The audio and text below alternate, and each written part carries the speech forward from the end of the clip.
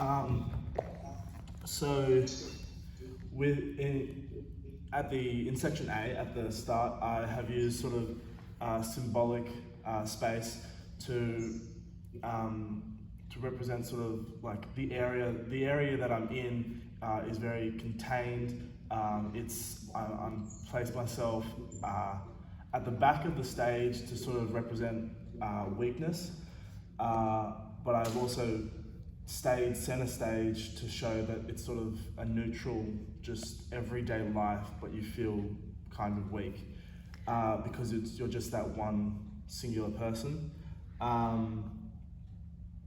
Yes, pretty much symbolic space is what I've used in section A.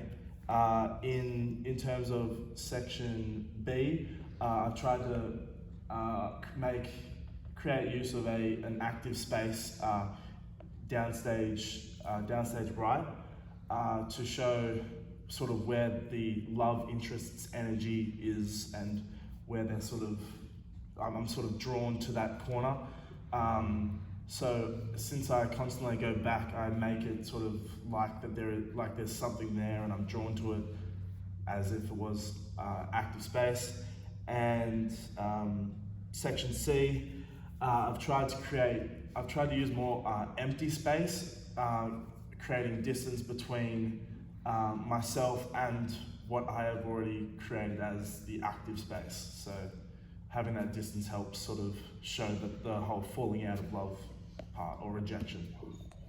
Okay, so in that you've explored 3 different motifs, is that correct? Yeah. Yes. Could you show me motif A and a phrase that you've potentially sort of manipulated or explored from A?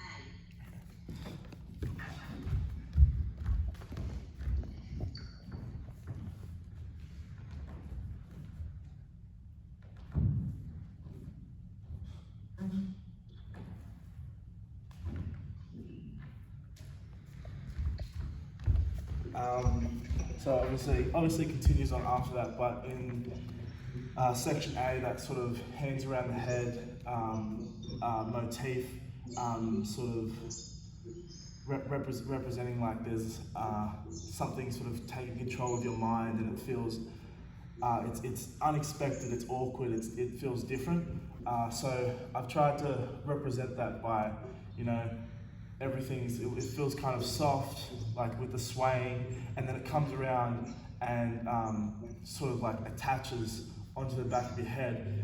And then when you try and fling it off, it actually brings both hands there, sort of.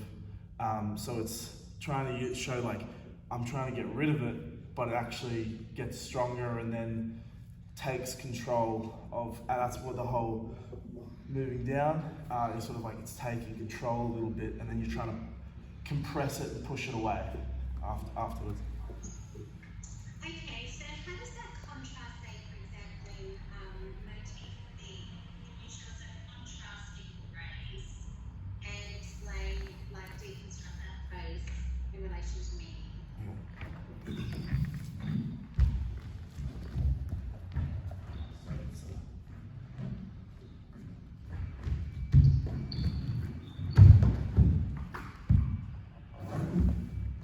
Okay, so say it. Yeah.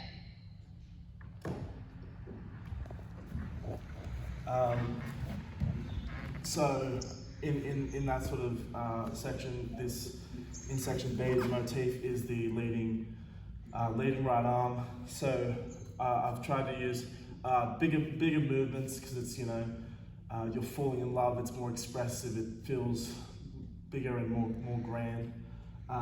So when I do the big movement, but then collapse for a second until the back leg is sort of drawn out to the active space, and this sort of contrasts section B, because section B is very closed off, hands on head, whereas this is very open, seen in the lunge from side to side, as I like push my arms and obviously show the section B motif and how like it's sort of directly towards the corner, but then at the end the hand sort of flicks away because it's like you're not quite there yet. You can't Yeah.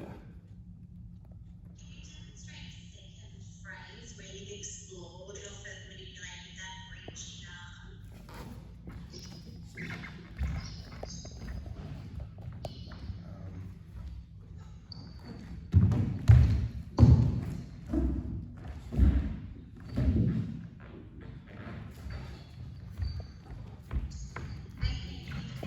you. And probably my final question to you would be to demonstrate how A and B then contrast to C to further your intent and demonstrate a phrase. Right.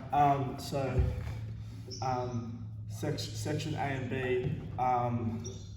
they sort of directly contrast each other using completely different motifs, whereas section B and section A and section B directly contrast, and then section B and section C actually have a very similar motif.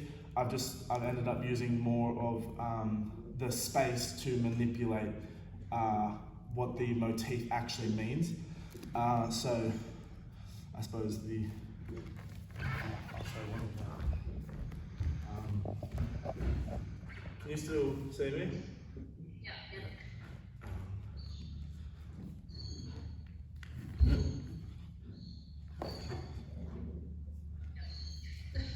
Wait. Oh, did I go out of? What? Yeah, we'll just have to stop the time there, but maybe you could just demonstrate that right within like over there. So that I'm over there because that's the space. Yeah. Okay. Cool.